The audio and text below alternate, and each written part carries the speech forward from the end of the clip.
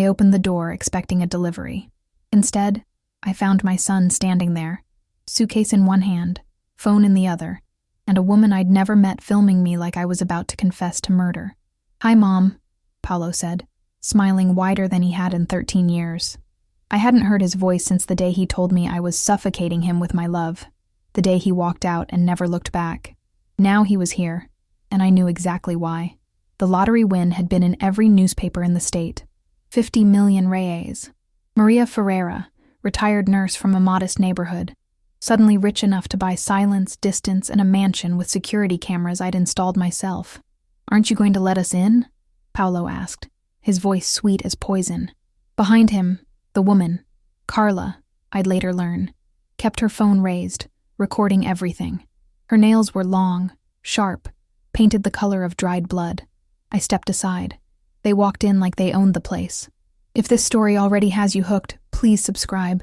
This channel is new, and every day will bring you stories like this, real, raw, and full of hidden truths. I didn't recognize the man standing in my living room. Paolo was 35 now, but he looked older. His face had gone soft around the edges, his eyes harder. He wore expensive clothes that didn't fit right, like he'd borrowed someone else's life and couldn't quite make it work. Carla sat on my white sofa without asking, legs crossed, phone still out. She didn't introduce herself. She didn't even look at me. "You've done well for yourself," Paolo said, glancing around. "This place is impressive." I'd bought the house 3 months after the win. It wasn't about luxury. It was about safety, about finally having walls thick enough to keep the world out. For 13 years, I'd lived in that small apartment across from Dona Lucia. The walls were thin enough that I could hear her television at night. Sometimes it was comforting. Sometimes it reminded me how alone I was. The hospital had been my refuge. Night shifts, double shifts, holidays. I took them all. When you have no one waiting for you at home, work becomes home. I'd watched other nurses go home to families, watched them complain about their teenagers, their husbands, their chaotic dinner tables, and I'd smile and nod, pretending I understood, pretending I wasn't dying inside with envy. But I'd survived. More than that, I'd built a life, a small, quiet life, but it was mine. I needed space, I said quietly. "Space," he repeated, nodding like he understood. "That's smart. But Mom, that's actually why we're here. We've been worried about you." I almost laughed. 13 years of silence, and now he was worried.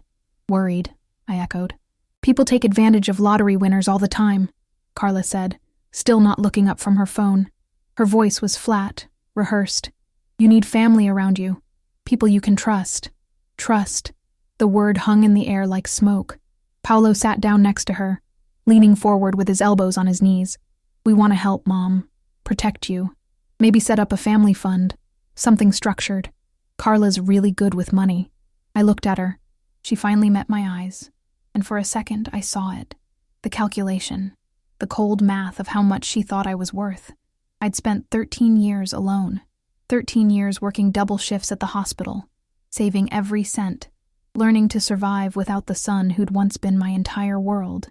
I wasn't the same woman Paolo had abandoned. I was someone else now, someone who'd learned to see through people. "Let me make us some coffee," I said. They stayed for 3 days. I didn't ask them to. They just settled in. Paolo took the guest room. Carla draped herself across the furniture like she was auditioning for a magazine spread. Every conversation circled back to money. Investments, security, smart financial planning. I watched them. Really watched them. The way Carla would touch Paolo's arm when she wanted him to agree with her. The way she'd smile at me, but her eyes stayed cold. The way Paolo would start to say something, then look at her, and change his mind. He wasn't my son anymore. He was her puppet. On the first night, I made dinner. Nothing fancy. Pasta, salad, garlic bread. The kind of meal I used to make when Paolo was young and we'd sit at our tiny kitchen table, talking about his day at school. "This is nice," Paolo said, twirling his fork. Carla ate in silence, scrolling through her phone. "So tell me," I said, "how did you two meet?" Paolo glanced at Carla. "At a gallery opening. I was showing some of my work." "You're still doing art?" I asked. "When I can," he said vaguely. "He's incredibly talented," Carla added, not looking up. "But the art world is tough. Lots of politics." "I see," I said. What I saw was a man who'd spent 13 years avoiding real work, calling it pursuing his passion. On the second morning, I made breakfast. Scrambled eggs, fresh bread, fruit. The same breakfast I used to make for Paolo when he was little, before school, before everything fell apart. "This is nice," Paolo said, but he barely touched his plate. Carla ate quickly, mechanically, checking her phone between bites. "So, Mom," Paolo said, pushing his eggs around. "Have you thought about what we talked about? The family fund?" "I'm thinking," I said. "It's just that time is important here. The longer money sits idle, the more opportunities you lose." He was parroting her words. I could tell. "What kind of opportunities?" I asked. Carla looked up. "Investment opportunities. Real estate. Crypto. Things that actually make money work for you." "Crypto. Of course. I'm 68 years old," I said calmly. "I don't need my money to work. It's already worked enough." Paolo's jaw tightened. "But you could help us. Help me. I've always wanted to start my own business, Mom. This could be my chance." "What kind of business?" I asked. He hesitated. "Something creative. Maybe design. Or maybe consulting." He had no idea. He was making it up as he went. I sipped my coffee and said nothing. Sometimes silence is the best response. Carla set her phone down. "Look, Maria. Can I call you Maria? Mrs. Ferreira is fine." Her smile tightened. "Mrs. Ferreira, I understand you're being cautious. That's good. But Paolo is your only son. Your only family. Don't you want to help him succeed?" "I want him to succeed," I said. "I'm just not sure handing him money is the same thing as helping him." The temperature in the room dropped. "That's a little harsh, don't you think?" Carla said. "Is it?" Paolo stood up abruptly. "I need some air." He left. Carla watched him go, then turned to me. "You know, he talks about you a lot," she said softly. "About how hard things were between you. How you never understood him. Is that what he said? He said you wanted to control his life, that you couldn't let him be his own person." I set my coffee down carefully. "And what do you want, Carla?" "I want Paolo to be happy." "No," I said. "You want my money. There's a difference." Her mask slipped. Just for a second, but I saw it. Rage, cold, and bright. Then she smiled again. "I think we got off on the wrong foot." "I don't think we got off on any foot at all," I said. "I think you walked into my home with a plan, and now you're upset it's not working." She stood up. "I'm going to check on Paolo." I watched her leave. Then I picked up my phone and made the first call. On the second night, Paolo handed me a folder. "Just some paperwork," he said casually. "For the family fund. Carla's cousin is a lawyer. He put this together for us." I opened it.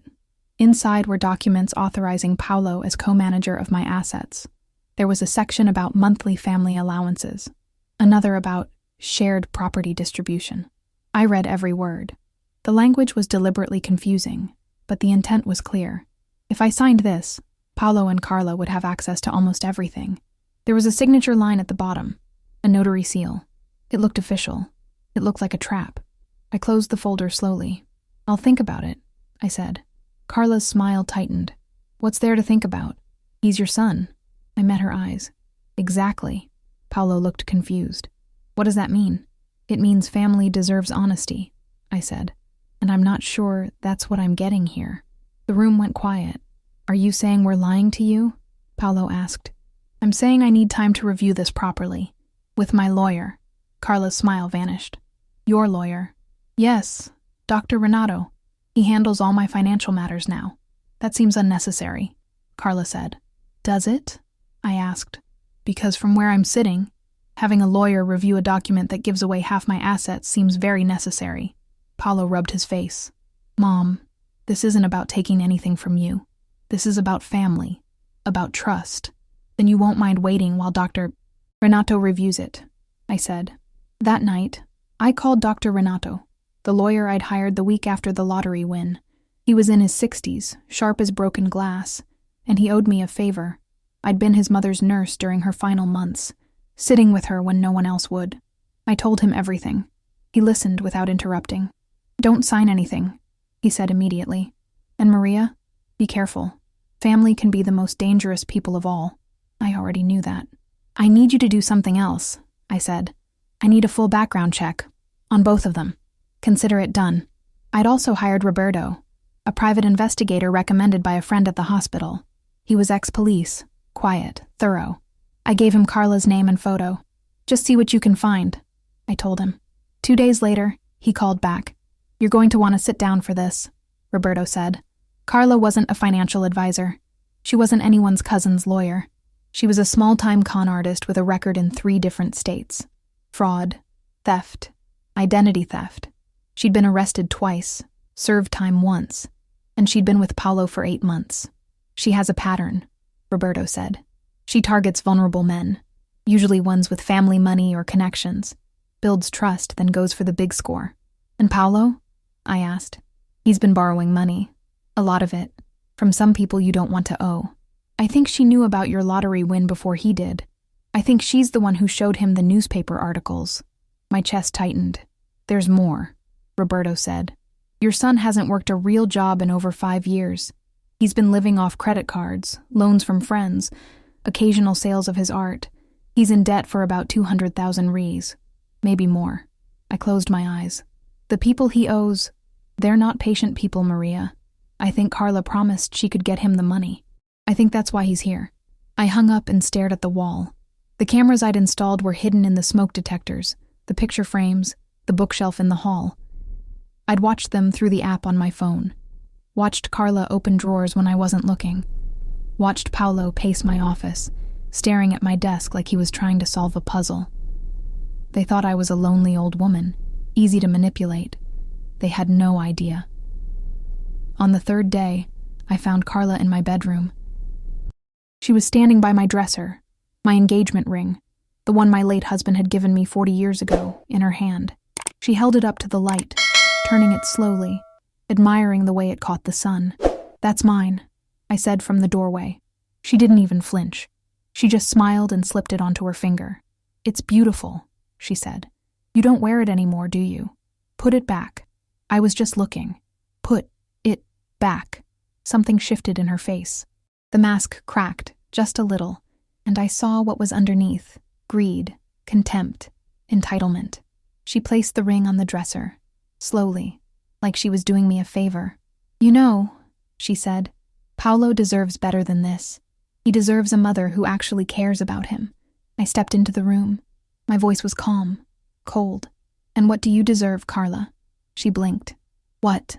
Roberto's report was very thorough. Fraud in São Paulo, theft in Rio, identity theft in Minas Gerais.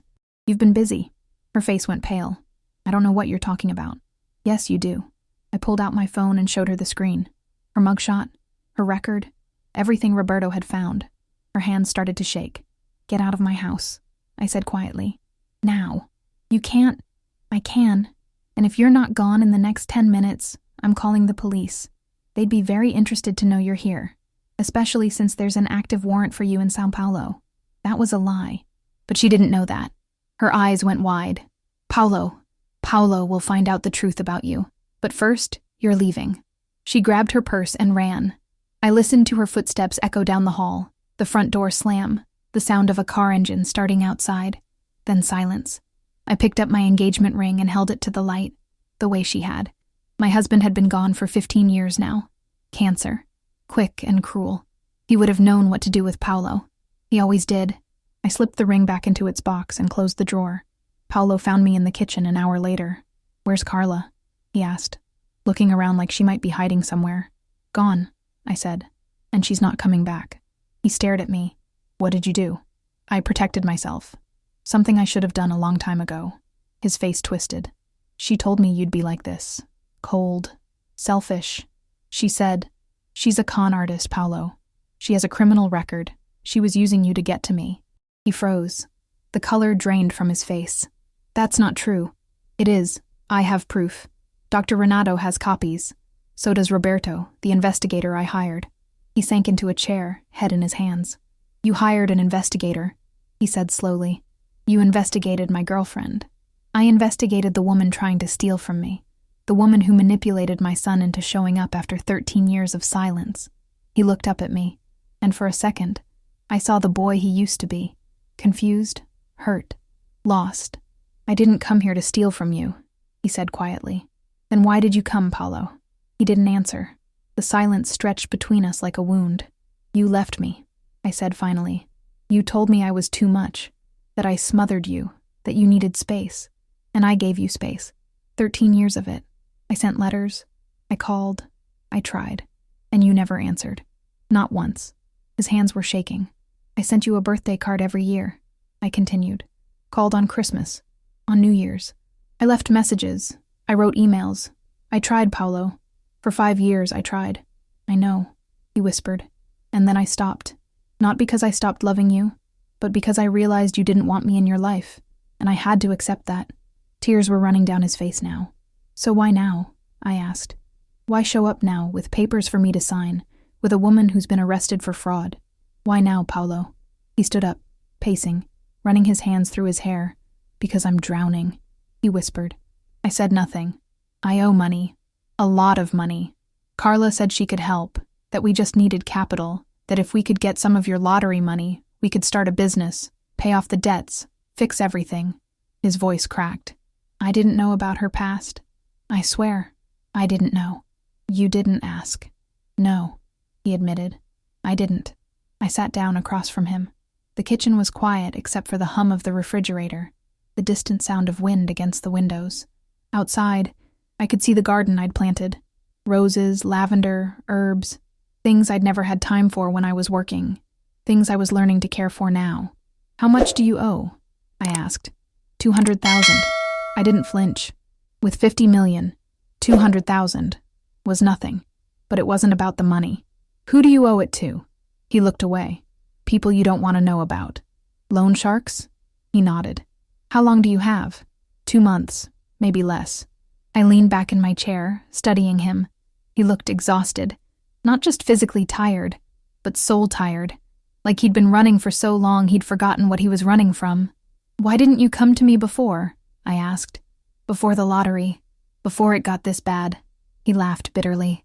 "Pride. Shame. Take your pick. And now? Now I'm desperate enough to swallow both." At least he was honest about that.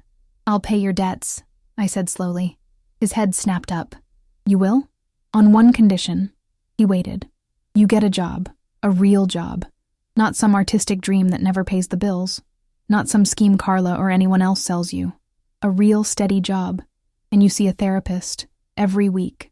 For at least 6 months." He stared at me like I'd asked him to swim the Atlantic. "That's it?" he said. "That's all you want?" "No," I said. "I also want you to prove to me that you've changed. Not with words, with actions. Show me, Paulo. Show me you can be the man you're supposed to be."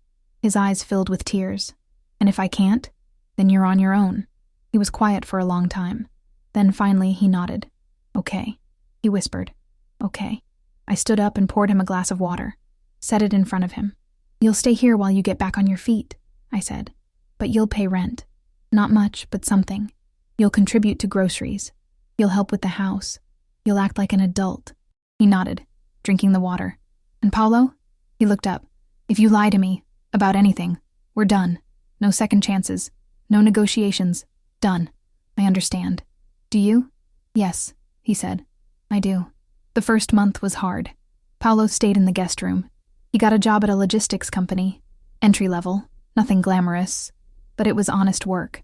Packing boxes, managing inventory, dealing with customers. He showed up on time. He did what was asked of him. I paid off his debts, every cent. I made sure the people he owed knew the money came from me, not him. That he had no access to more. That this was a one-time thing. Roberto helped with that. Made it clear that if anyone came after Paulo again, they'd deal with lawyers and police. He also started therapy with Dr. Lucia, a psychologist I'd known for years. She was patient, firm, and she didn't let him get away with excuses. I watched him struggle, watched him come home exhausted, frustrated, angry at himself. Some nights he'd sit at the kitchen table and stare at nothing, and I'd remember the boy he used to be, the one who built towers out of blocks and dreamed of being an architect. One night, about 3 weeks in, he came to me while I was reading. "Can I ask you something?" he said. "Of course. Why didn't you just give me the money and send me away?" I closed my book. "Would that have helped you? It would have solved my problem." "No," I said. "It would have solved your debt. Your problem is bigger than that." He sat down on the edge of the couch, Not quite close. Not quite far. I've been thinking about what you said, he said quietly. About showing you I can change. I don't know if I can. Then you'll find out, I said. What if I fail? Then you fail. But at least you'll fail trying.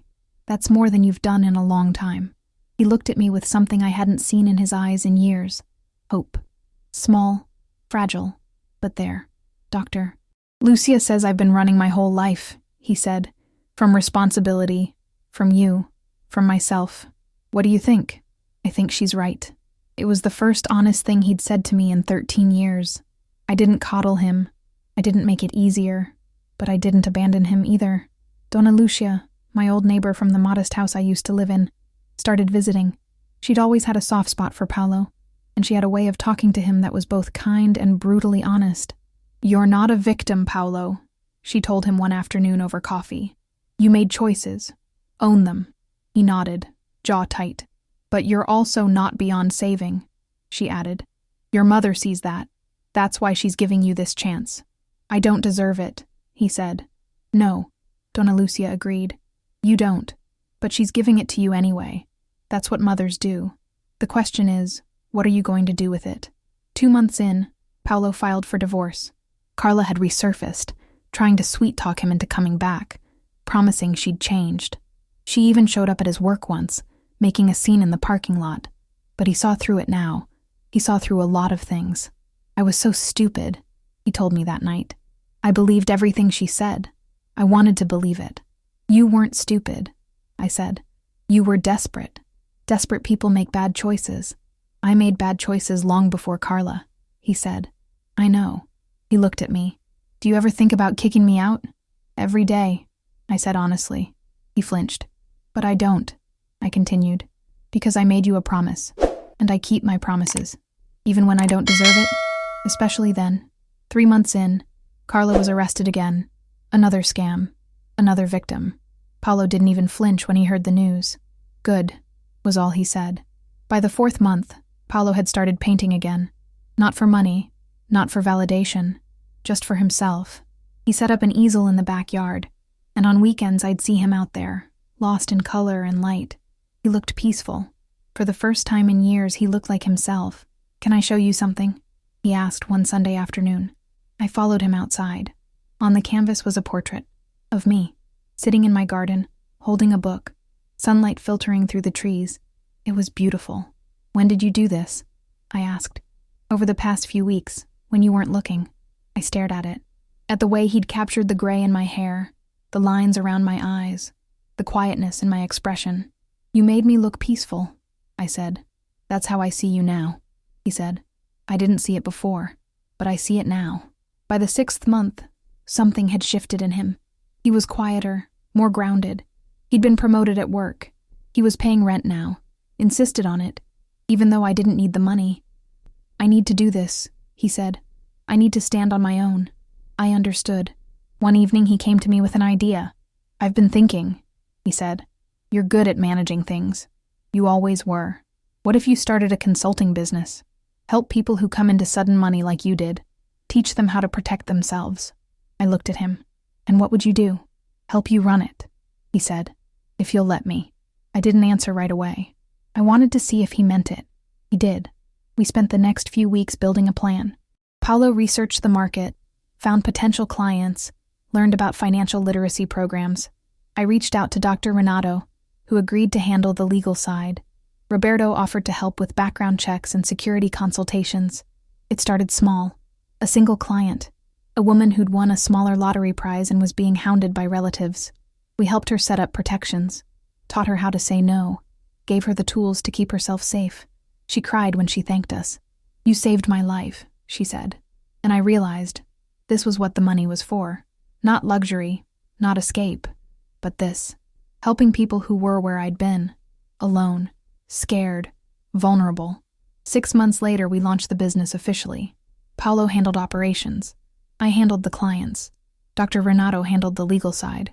Donna Lucia stopped by once a week to keep us grounded, bringing homemade cookies and sharp observations. It wasn't a fairy tale. We still argued. We still had bad days. But we were building something real. One afternoon, Paolo and I were sitting in the office, reviewing contracts, when he looked up at me. "I'm sorry," he said quietly. I met his eyes. "For leaving. For hurting you. For being so blind and selfish. For 13 years of silence. For everything." I reached across the table and took his hand. "I forgive you," I said. "But more importantly, Paolo, do you forgive yourself?" He didn't answer right away. When he finally spoke, his voice was steady. "I'm working on it." That was enough. On the 1-year anniversary of the day he'd shown up at my door, Paolo brought flowers to the office. Not expensive ones. Simple daisies from the market. "For you," he said, "for giving me a second chance." I put them in a vase on my desk, and for the rest of the day, every time I looked at them, I smiled. We had clients now. Real clients. People who needed us. People we could help. And Paolo, my son, the one I'd lost and found again, was finally becoming the man he was always meant to be. Not because I'd given him money, but because I'd given him something harder to accept. Truth, boundaries, and the chance to earn his own redemption. By the end of the first year, our business had helped 15 families, 15 people who'd come into sudden wealth and needed protection, guidance, someone who understood. Paolo had become genuinely good at it. He had empathy now. He could look someone in the eye and say, "I know what it's like to make bad choices. Let me help you make better ones." And they believed him, because it was true. One evening, we closed the office late. The sun was setting, painting the sky orange and pink. "You know what's funny?" Paolo said as we walked to our cars. "What?" "A year ago, I thought money would solve everything. I thought if I could just get my hands on some of your lottery money, my life would be perfect. And now I know money doesn't solve anything. It just reveals who you already are." I smiled. "That's very wise." "Dr. Lucia said it first," he admitted, "but I finally understand what she meant." We stood there in the parking lot, the evening air cooling around us. "Thank you, Mom," he said, "for not giving up on me, even when I'd given up on myself." "That's what love is," I said. "It's staying when it's hard. It's believing when there's no reason to. It's drawing lines and holding them, even when it hurts." He hugged me, a real hug, the first one in 13 years. And for a moment, I was back in that tiny apartment, holding my little boy, believing we'd be okay. We were okay. Different than I'd imagined, but okay. Some stories don't end with a hug and a sunset. Some stories end with two people sitting across from each other, doing the hard work of becoming better. I didn't give Paolo my lottery money because he asked for it. I gave him something better, a chance to earn his own life back, and he took it. Love isn't always soft. Sometimes it's saying no.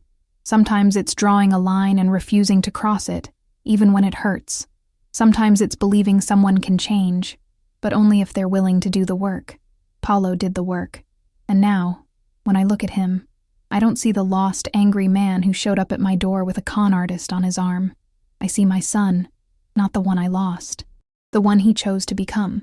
The lottery gave me 50 million raise, but it gave me something else too. It gave me the power to demand better, to protect myself, to love without losing myself. And in the end, that was worth more than any amount of money. I learned that wealth isn't just about having resources. It's about having the wisdom to use them right, to help without enabling, to give without being taken from, to love without being destroyed by it. Every client we help now, I see a little bit of myself. Someone scared, someone vulnerable, someone who needs to learn that they have the right to protect themselves, even from family. And every time Paolo sits across from them, sharing his story, helping them see their own blind spots, I see how far he's come. Redemption isn't a moment.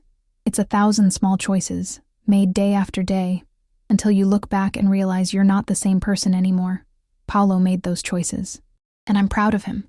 Not because he's perfect, but because he's trying. Because he's honest about his failures. Because he's building a life worth living. One day at a time. That's all any of us can do. If this story moved you, share it with someone who needs to remember that it's never too late to change. That love can be fierce and kind at the same time. That boundaries aren't walls, they're foundations. And subscribe, because some stories deserve to be told, and some lessons are worth learning more than once. We're building something here, a community of people who believe in second chances, in tough love, in the power of truth. Join us. Let's keep telling these stories together.